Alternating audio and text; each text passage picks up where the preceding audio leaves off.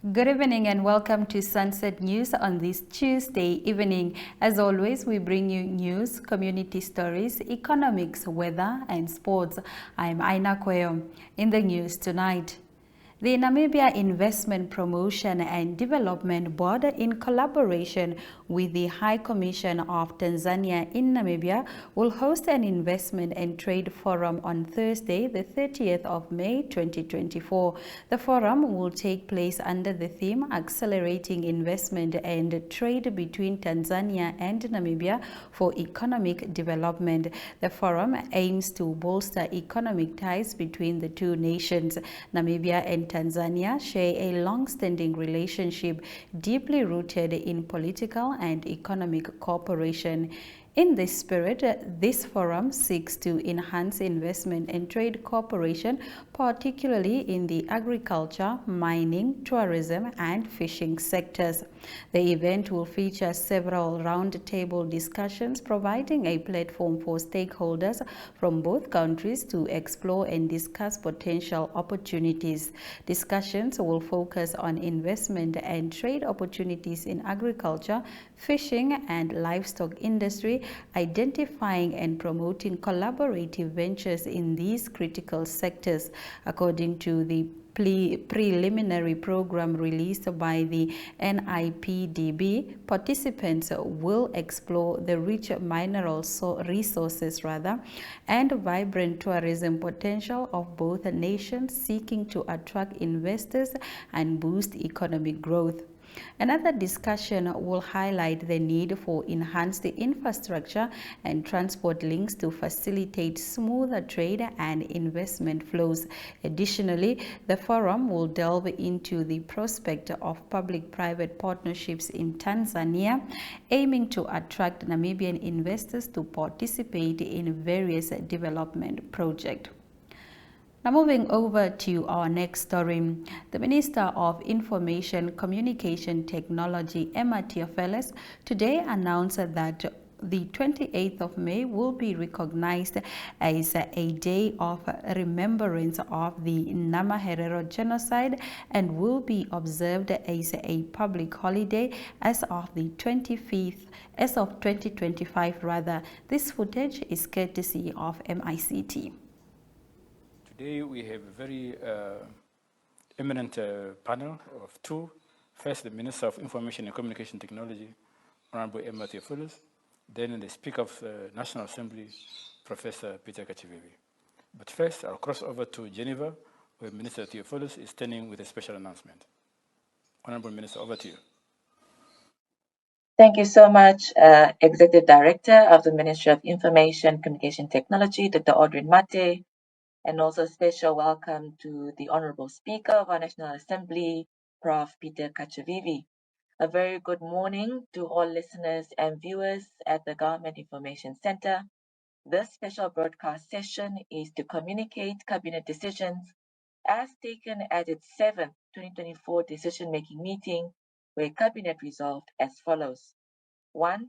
Cabinet has endorsed the contents of the letter of the Honorable Peter Kachivivi, Speaker of the National Assembly, dated 18 March 2024, that 28 May be adopted as the Genocide Remembrance Day. That endorsement by Cabinet also associated with the public announcement of the Genocide Remembrance Day to be held on the 28th of May 2024, and that the commemoration of the day to commence on the 28th of May 2025. Cabinet has also directed that the Ministry of Justice draft a proclamation as required under Section 1, Subsection 3 of the Public Holidays Act, Act number 26 of 1990, to be certified by the Attorney General for consideration and signature of the President, Dr. Nangola Mpumba, in order to coincide with the public announcement of the Genocide Remembrance Day on 28 May. Cabinet has also directed the Ministry of Education, Arts and Culture to utilize the Genocide Remembrance Day as a unifying factor and identify significant sites where monuments should be constructed in consultation with the Ministry of International Relations and Cooperation, including the Technical Committee on Genocide, Apology, and Reparations. This concludes today's special edition and special broadcast in terms of the cabinet decision taken at the cabinet decision making on the 7th of cabinet decisions of 2024. Thank you very much, Edie. Back to you. Thank you very much, Minister. I appreciate.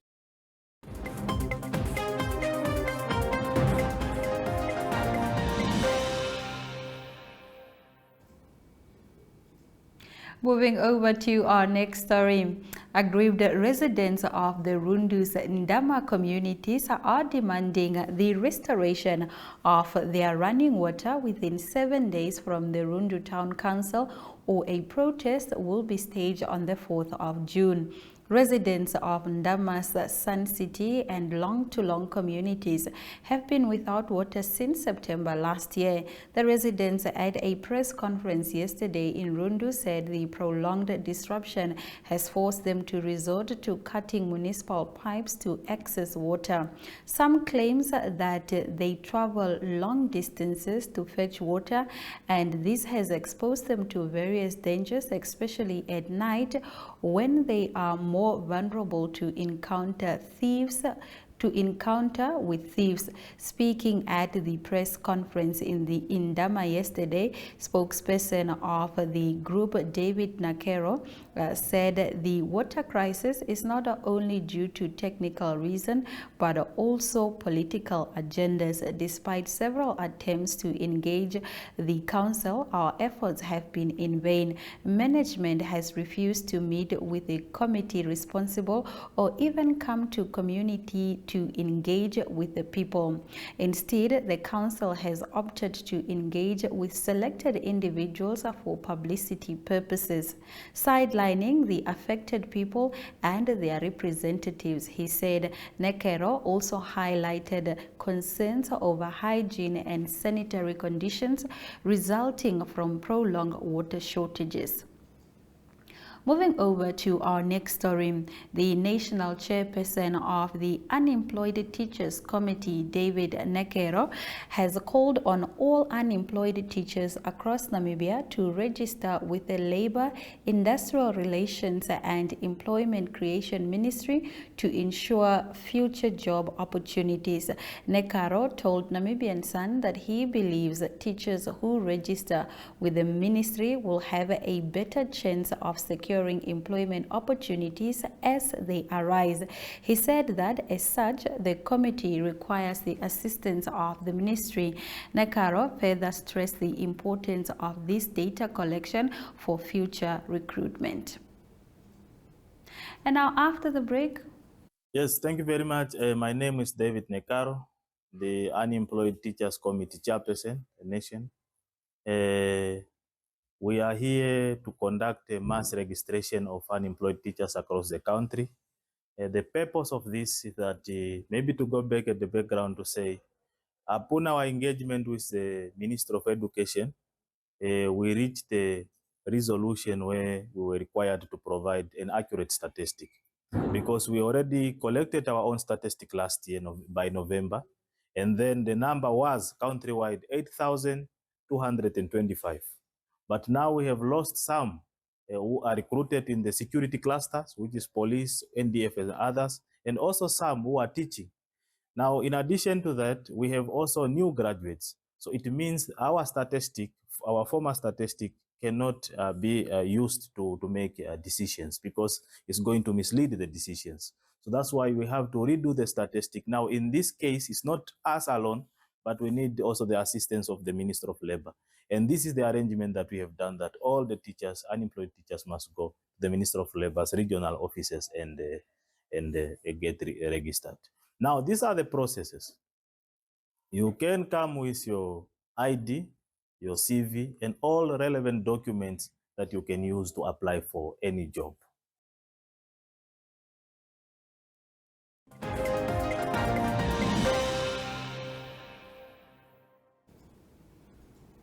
Well, after the break, we delve into our economic news. Please stay with us. Connection. It's in the human touch, the feeling of belonging. It inspires us and empowers us. creates clarity from complexity. It starts new conversations, unlocks the power of advice, and makes an impact on your life. At Alex Forbes, we pioneer insight to provide you with advice that connects your decisions of today to your impact tomorrow.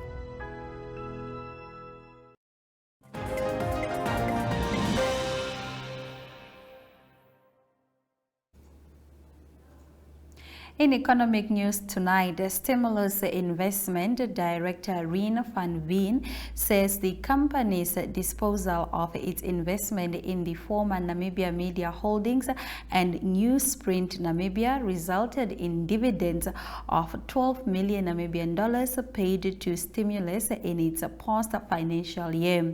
NMH and Newsprint Media Namibia were held in Desert Trade Investment, 100% subsidiary of Stimulus, and the disposal were done at the value equal to the independent valuation of these investments as contained in the 2023 annual financial statement. At balance sheet date, 12 million Namibian dollars of the sale consideration was received by DTI and paid as dividends to Stimulus, while the remaining consideration remains outstanding and is payable by the purchaser over the ensuing 3 financial years, according to Stimulus annual results of the 12 months ended 28 February 2024. Van Veen spoke at Stimulus result presentation earlier this morning. Stimulus director resolved that nearly 18.7 million Namibian dollars be declared as a final dividend to its preference shareholders. This translates into a dividend of over 4 Namibian dollars and 2 cents preference share based on over 4.6 million preference shares in issue. Have a look. 12 million of the 29 million came through to Stimulus as a dividend. Given the fact that the sale happened from DTI. And then we continue to experience green shoots, I think in line with what Robert said, in most industries, leading to a meaningful pickup in business activity, filtering through to revenue and profit growth in most of our investing companies. What we're still seeing, worldwide inflation is still a factor, combined with weak emerging market currencies, especially the currency, the rand that we are pegged to. But we did see some stabilization in raw material pricing and availability.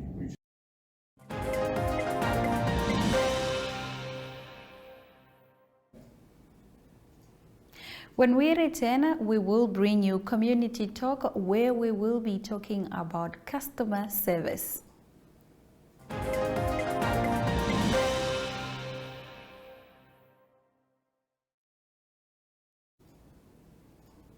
Before we get to Community Talk, let's quickly do our economic indicators.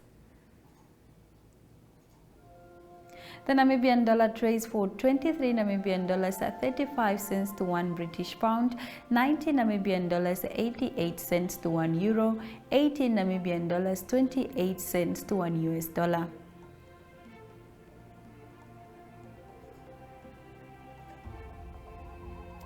Two commodities have increased in price, that is gold with 0.42%, copper with 1.13%, Brent crude oil with 0.74%, and platinum has dropped with 0.10%.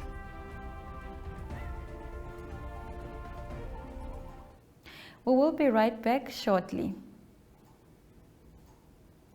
Introducing 061 Express, brought to you by Synergy in proud partnership with Windhoek Express. Here's your chance to make your voice heard to celebrate the businesses that make Windhoek exceptional. From your favorite coffee spot to the salon that always gets your style just right. It's time to shine a spotlight on the gems of our city. Over the next 8 weeks, it's your chance to vote for your favorites to recognize the best of the best. Nominations open on the 25th of April and close on the 5th of May. To nominate your favorite business, simply save this number 085 785 6231 and WhatsApp hashtag 061Express or scan the QR code below and follow the on-screen instructions.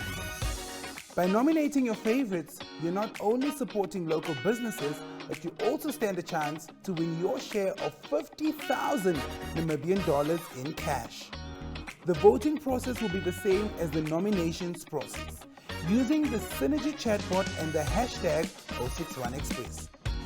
Voting opens on June 5th and closes on June 23rd. Make sure to cast your vote for the best of the best. The winners will be announced on June 28th. 061Express, celebrating the heartbeat of Windhoek. Get ready to make your mark.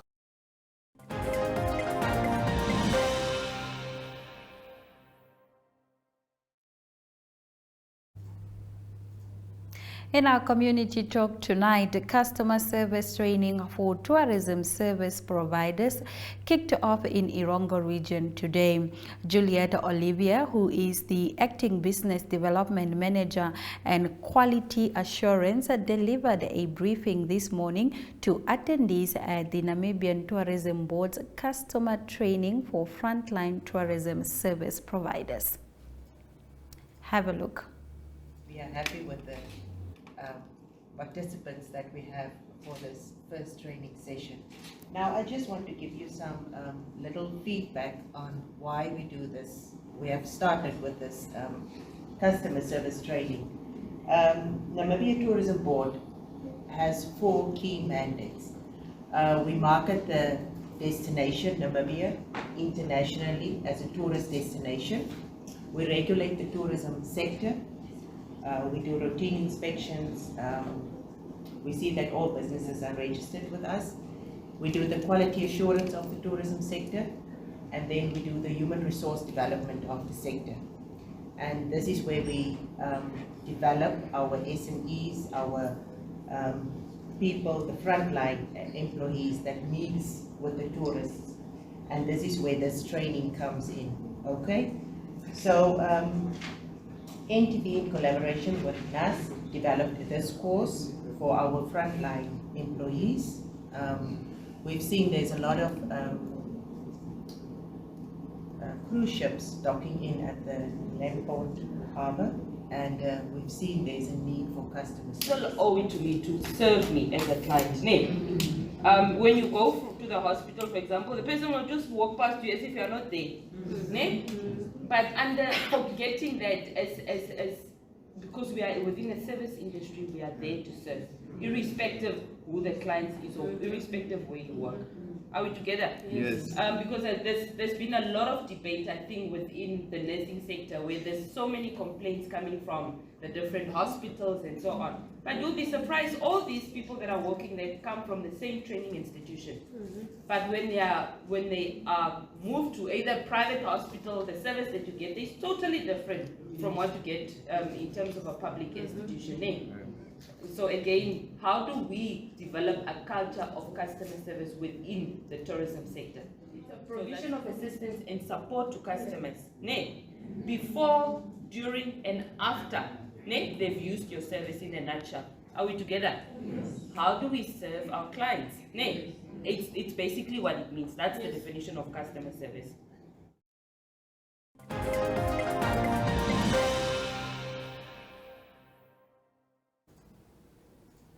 Some South African nationals voted today. After the break, we get into international news and we discuss exactly why and how they did that.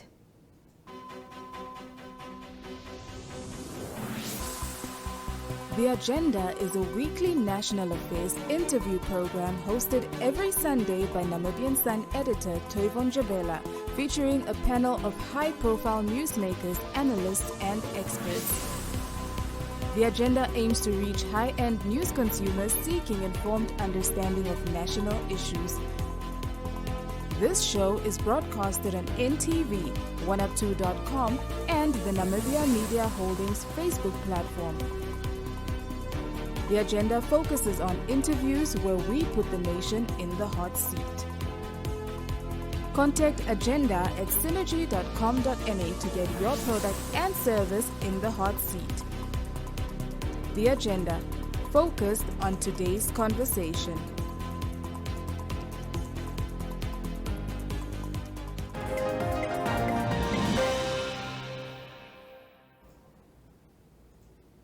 In international news tonight, South Africans who received special permission to vote earlier were casting their ballots Monday ahead of the main elections on Wednesday. Numerous residents sat eagerly at the retirement home to cast their ballots, avoiding long queues expected on the voting day. The special voting process is for registered voters who are unable to travel to voting stations because of physical challenges such as disability, pregnancy, or advanced age. Independent Electoral Commission staff also visited the elderly at their homes to assist them with the exercising their right to vote and explain the process to them. South Africa's election will determine how wary the country has become of the ruling African National Congress Party, which has been in power since the end of apartheid system of white minority rule 30 years ago. The main election day is Wednesday and people will vote in all 9 provinces. It will decide the makeup of both the national and provincial legislature. Results are expected within days. Nearly 28 million of the population of 62 million people are registered to vote in what is only the country's 7th fully democratic national election since apartheid was dismantled. Moving over to our next story. Canada has announced a 5th-fold increase in visa for Palestinians seeking to join their family members in the country. Minister of Immigration Mark Miller said on Monday that Ottawa would rise to 5,000 the number of visas offered to residents in Gaza under a special program announced in December. We remain deeply concerned about the humanitarian tragedy unfolding in Gaza. Many people are worried about their loved ones and have expressed significant interest in the temporary special measures we introduce for their extended family in Gaza, Miller said in a statement. Miller said the government is working to assist Palestinians trying to leave Gaza, but that movement out of the territory is currently not possible due to factors outside Ottawa's control. Gaza residents who wish to join a family in Canada must obtain approval from Israeli authorities to leave the territory before undergoing biometric screening in Egypt.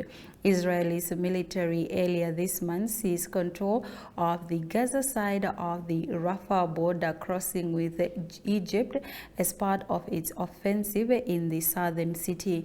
While movement out of Gaza is currently not possible, the situation may change at any time. With this cap increase, we will be ready to help more people as the situation evolves. Our focus remains on keeping families together, Miller said. The announcement came as Canadian Minister of Foreign Affairs Melanie Joly joined a chorus of international condemnation following a deadly Israeli airstrike on a camp of displaced Palestinians in Rafah. This level of human suffering must come to an end. We demand an immediate ceasefire, Joly said in a statement. At least 45 people, including 23 women, children and elderly, were killed and 249 others wounded in the attack on the tent camp, according to Gaza's Ministry of Health. Israeli Prime Minister Benjamin Netanyahu said the civilian deaths were a tragic mistake and the incident is being investigated.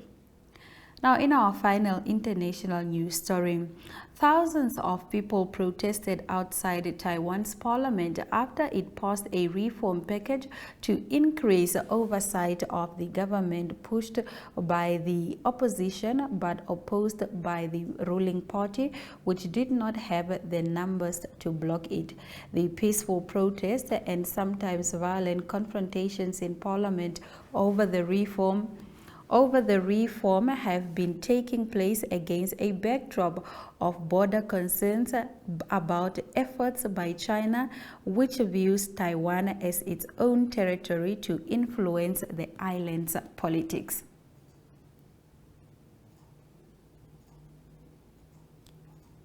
And now let's have a look at the weather predictions for tomorrow.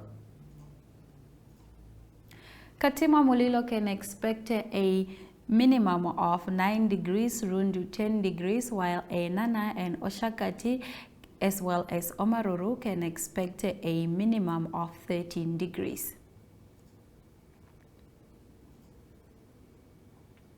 Hentis Bay can expect a maximum of 22 degrees, while Marienthal and Cape Manshop can expect a maximum of 28 degrees. Oranjemund can expect a maximum of 30 degrees.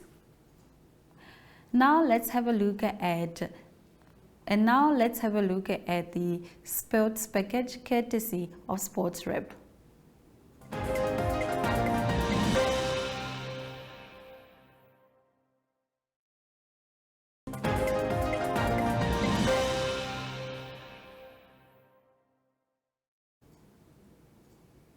My apologies for not being able to bring you the sports package courtesy of Sports Rep as promised, because we are running out of time. We hope to see you tomorrow, same time, same place. We thank you very much for joining us tonight. Good night.